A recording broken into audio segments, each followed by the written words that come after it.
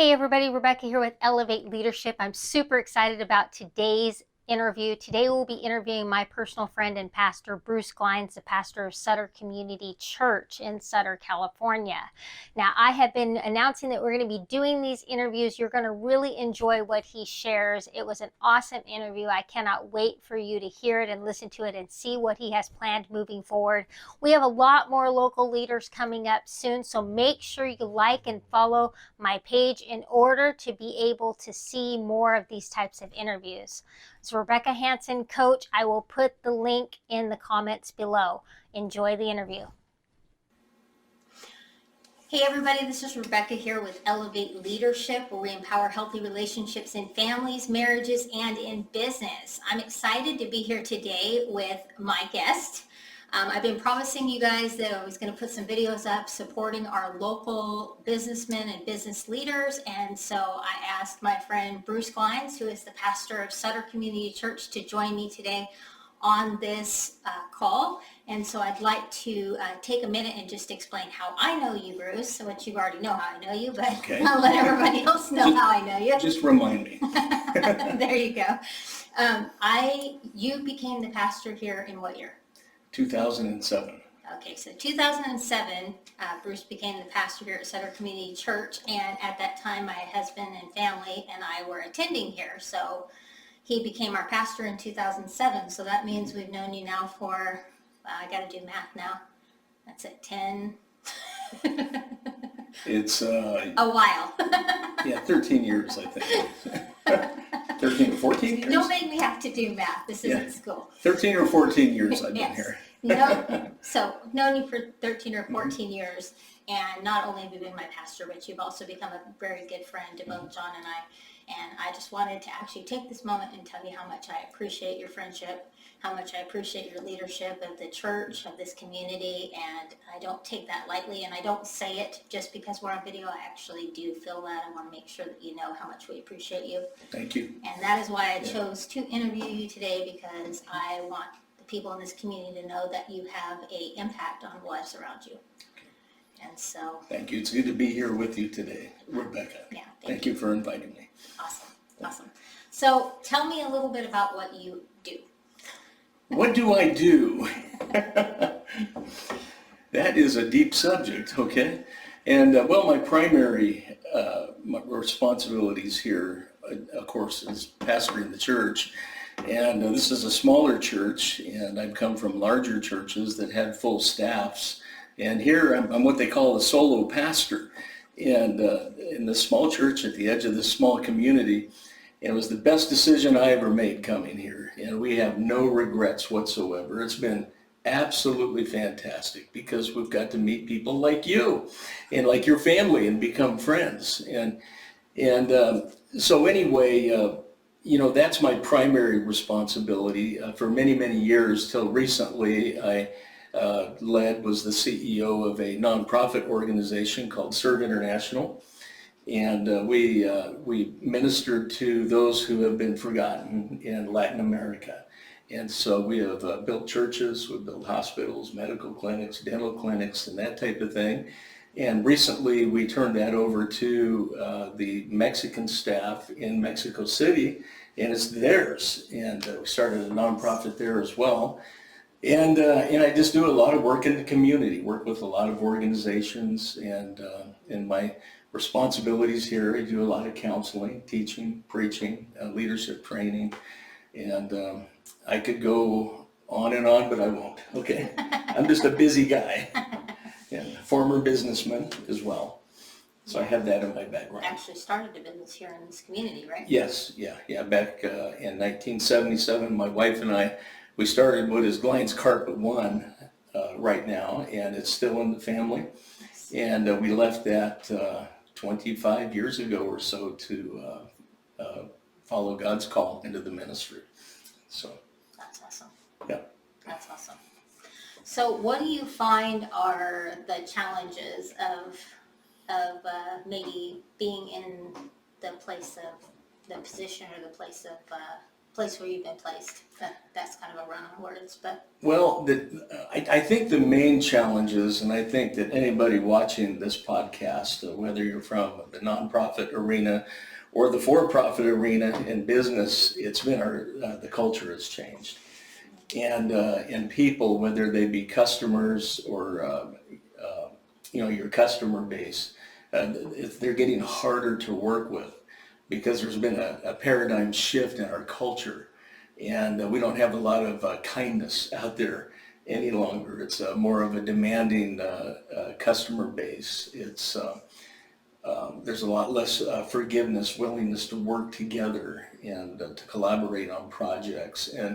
And I think that's been the main challenges for all of us is the culture has changed so much it's hard to keep up with. And the culture has not really changed for the better. It's become more challenging. makes sense. Makes sense. Yeah. So I know that you are a big, how shall I word this? You're a big idea guy.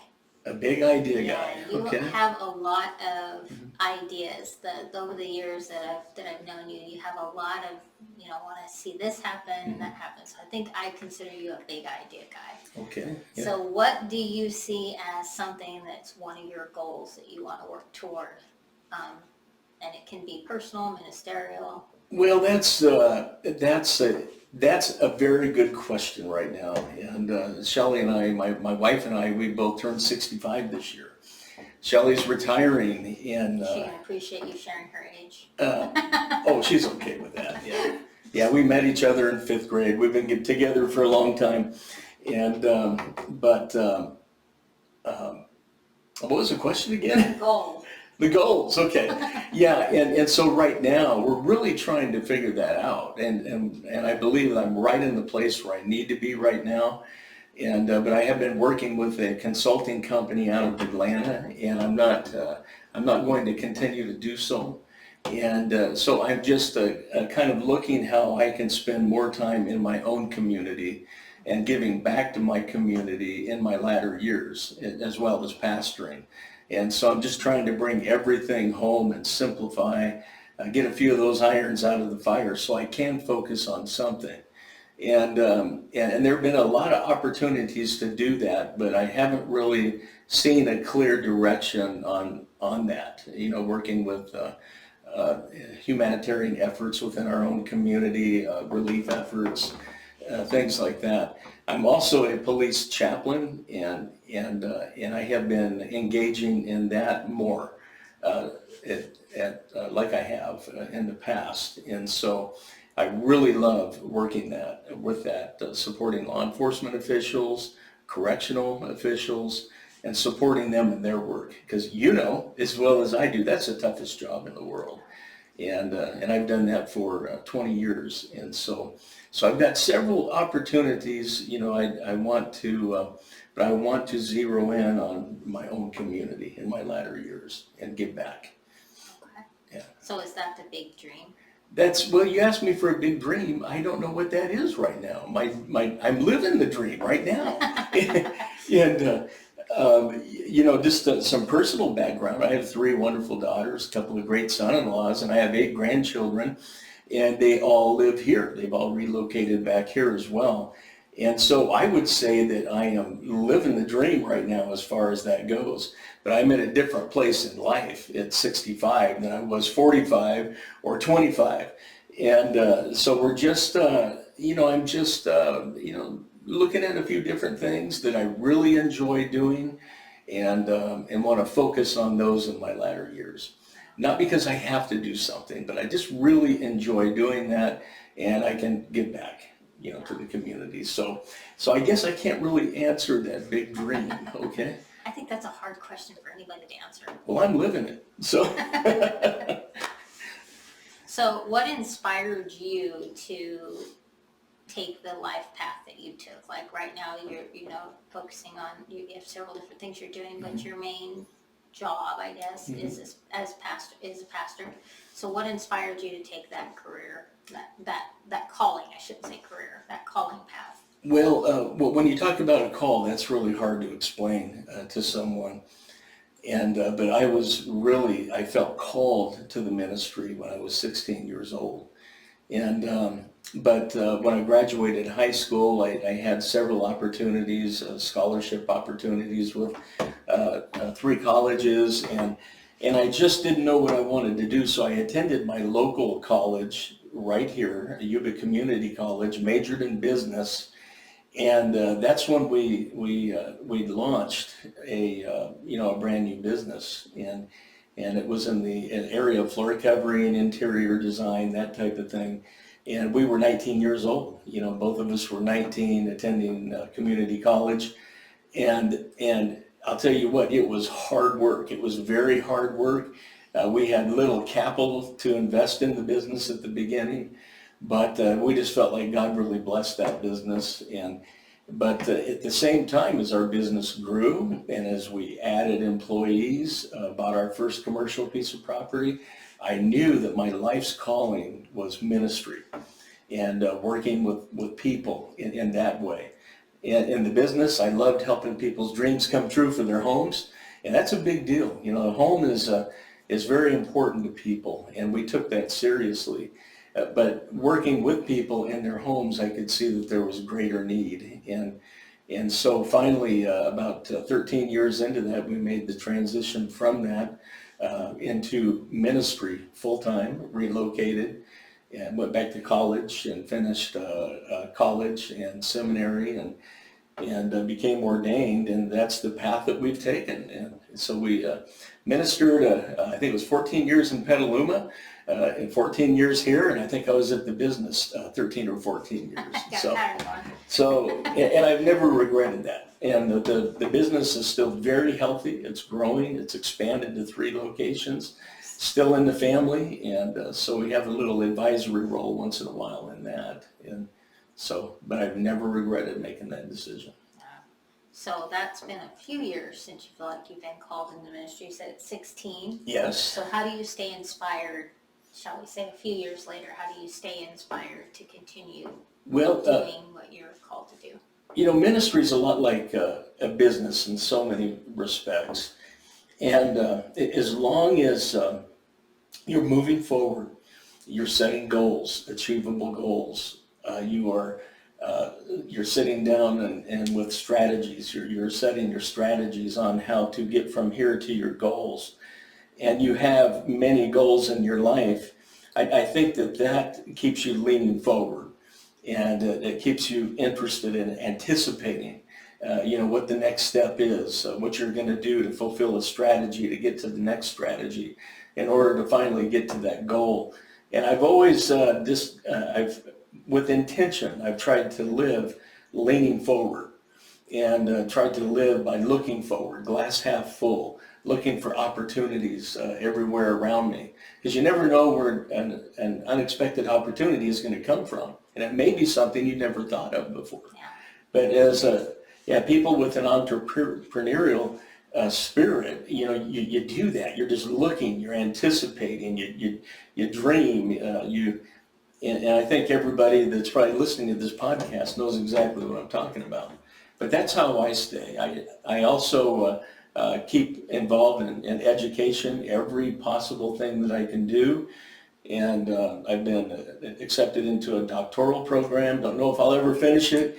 But I go to conferences, seminars. I sit down with other business people, other pastors, and we talk, and I pick their brains. And just, if you keep learning and keep leaning forward, you just really anticipate. That's your inspiration. I think it builds that inspiration. A lifelong learner. Lifelong learner. My dad said something to me. We worked together in the trades when I was just a little kid, and worked with him for years. And I don't know how many times I heard him say, the day that you stop learning is the day that you start dying. Mm. And I'll tell you what, I found that's absolutely true. We've got to keep learning and growing and moving, dreaming, and chasing those dreams, and that will keep you inspired. Yeah, I like that. All right. So we kind of already talked about the challenges, but if there was something you could change about what you've done or how you're doing something, what would it be? Well, I should have had you give me these questions in advance. Keeps you more on your toes.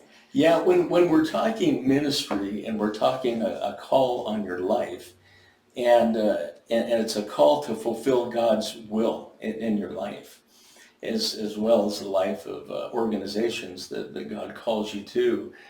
Um, I, I think it's more of fulfilling the call. I don't know if that makes sense or not, but I think it's more just that focus on that fulfillment of the call that God puts upon your life. And I think that's the only way that I could describe that. You know, that you're fulfilling, you're following after God, you're following after His will and His direction, His purposes, and hopefully fulfilling some of those, and and fulfilling His will. So I think that's what I would say about that. Did I cover your question? Sure. Okay.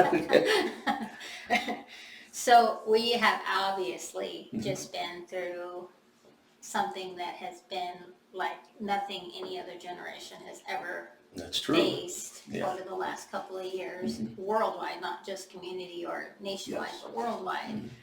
And so, since we're kind of wanting to really focus back on the community a little bit, how did you feel like? What did you feel like community support was like during the COVID Well, shutdowns and so forth? I made a decision early on that we would work with our community. We would make that a priority over what we were hearing from Washington or the CDC, or certainly from our state leadership.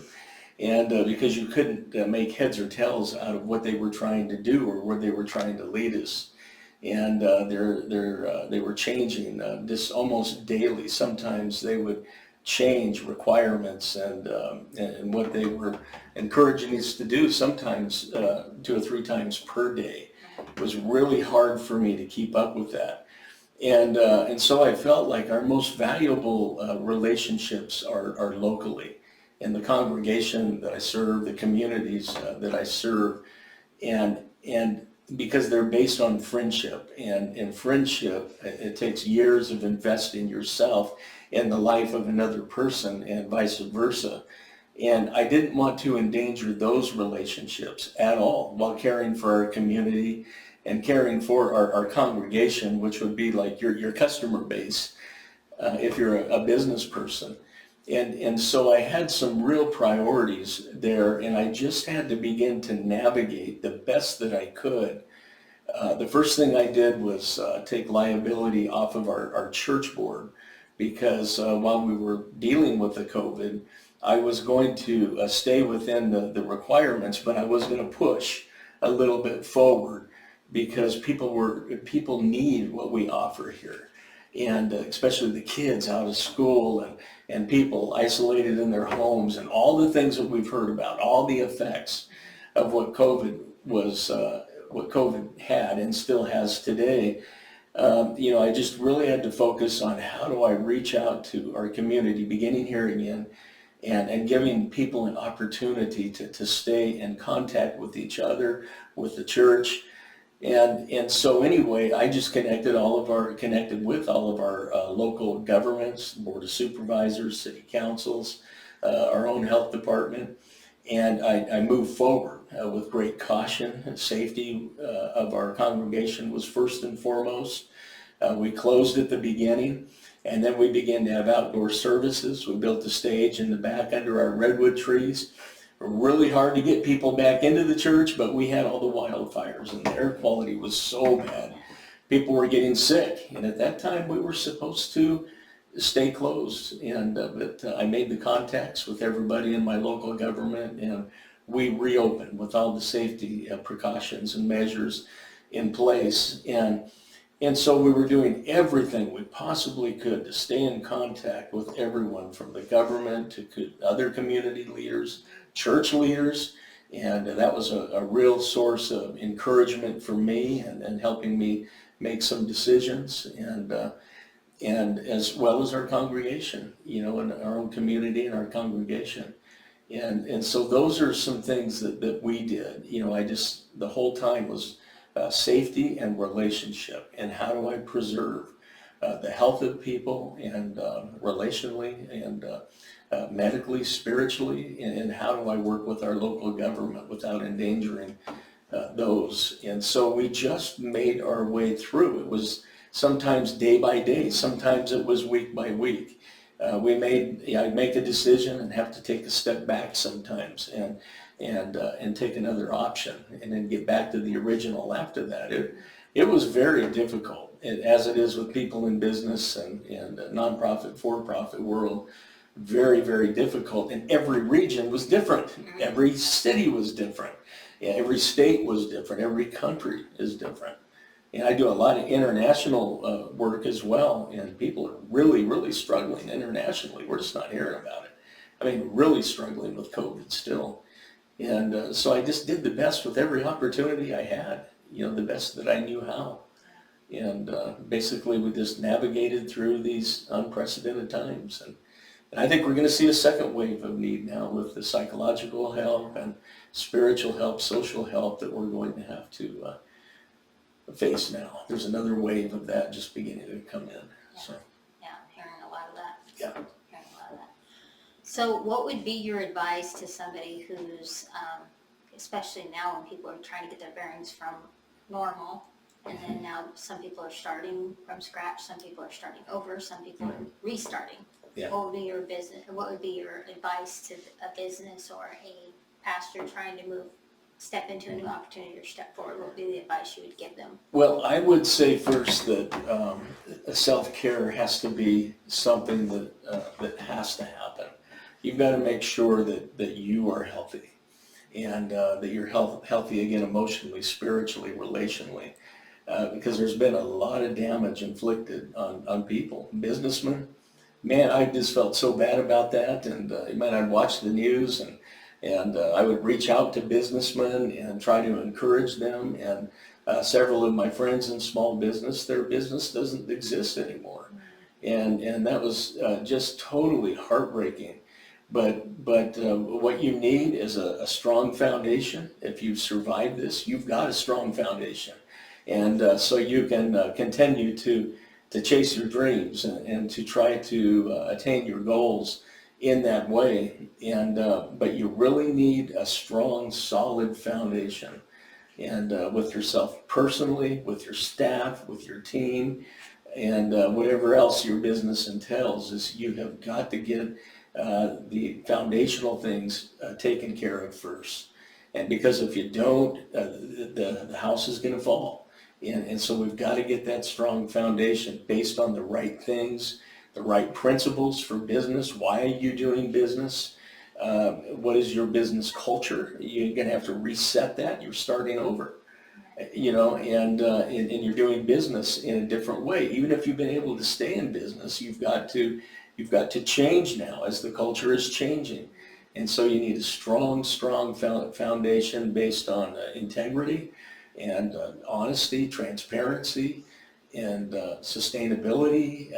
I could go on and on and on, but it begins with that foundation. And that foundation is you, if you're a small businessman. If you're part of a corporation, that part of that foundation is you. And so you got to get that together. You got to be healthy. You got to do what you can to stay healthy, and in all of those areas. And you don't want the building to fall. It's going to be hard. We're just going to have challenges, and I think the struggle will be a little more difficult with all the government regulation coming down. And so you got to have a strong foundation. Know who you are, know where you're headed, and you've got those strategies to get there. So good advice. Good advice. Get yourself self-care. That's self-care. That's a big thing right now. It's a thing that we neglect the most, especially people who are entrepreneurial. And you're just, you just want to move forward, you want to accomplish things, do things. We tend not to take care of ourselves until we collapse. And so we have to get it together right now, Yeah, and support, I think, leaning on each other. Yes, yeah. Other small business people, other like a lot of faith-based people right now binding together, and I like to. Yeah, what you're doing is invaluable, and we need to see more of that, and the networking in business. And supporting one another. Yeah, Yeah. I believe in this community, so I was Yeah. like, I gotta figure out a way to kind of, Yeah. start highlighting some of the people in this community that, have heard Yeah. through this whole thing. There's Yeah. a lot of people out there that have a voice that need to be heard. Yeah. So. And we're in it together, and to be able to survive and go beyond that to success, and then beyond that to significance in whatever we do, we need to do it together. We need to take care of one another. We need that support. So. Yeah. Good stuff. Good stuff.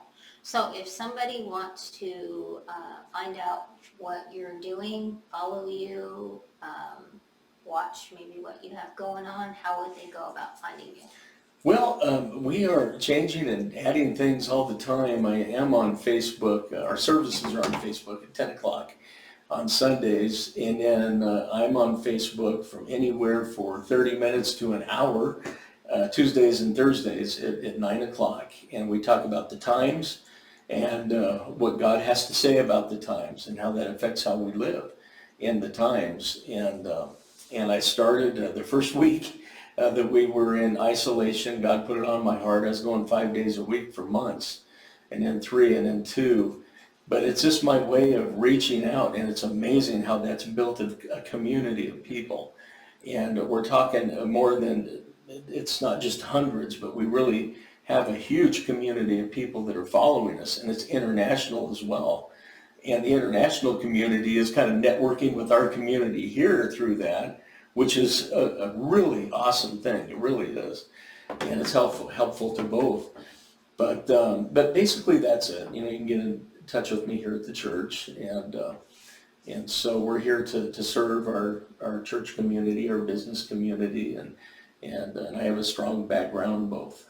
And so right now that's what we're doing. So it's Sutter Community Church, or is it something at? SutterCommunityChurch.com.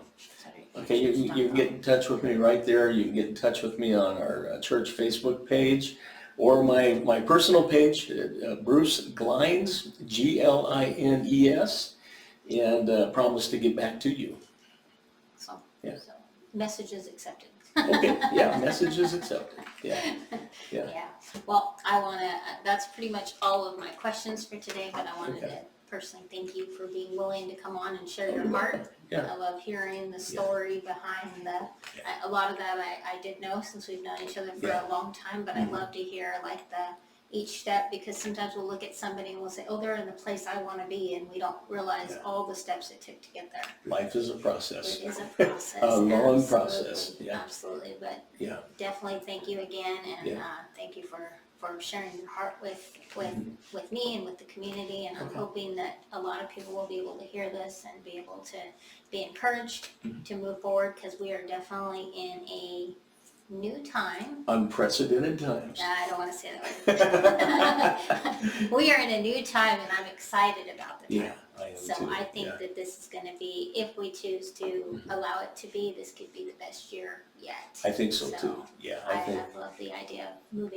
moving forward and learning and growing from what has happened, and now we have a story to tell. Yeah, it's actually been a good thing. It's just how you approach it, mentally, and it's been a good time. And like I say, man, we've made it through it. It's our time to shine. It's our time to rise up now. And I was talking to one of our local leaders in our area, and he says, you know what, I can't tell you everything, and he says, but this year is going to be such a year of growth for the city of Yuba City, Marysville, Yuba and Sutter counties. He goes, it's going to blow your mind. He goes, we're coming out of this thing strong. Nice. And that's very good to hear. Yes. And so be encouraged. You guys be encouraged out there, and network and strengthen that foundation, and set those goals, and get new strategies, and let's just kind of deal with our culture as it changes, make the adjustments, flexibility, and work on yourself and your integrity and those foundational issues. And you're going to do great. You're going to do great. We're coming out of it. It's going to be a good thing. I like Okay? it. Awesome. Okay. Well, thank you again for joining us, and we look forward to everybody watching this video and the next ones we have going forward. I'm excited about the people. I have already started to line up on this. I think you're going to be greatly touched by all the different businessmen and different and women, businessmen and women, business persons. Business persons. Gotta do that right. That we have lined up. But it's going to be, I think, a really neat thing to just watch our community come alive again. So Great. Thank you for having me. yes. Okay. All right. I look forward to the next video. See everybody again soon.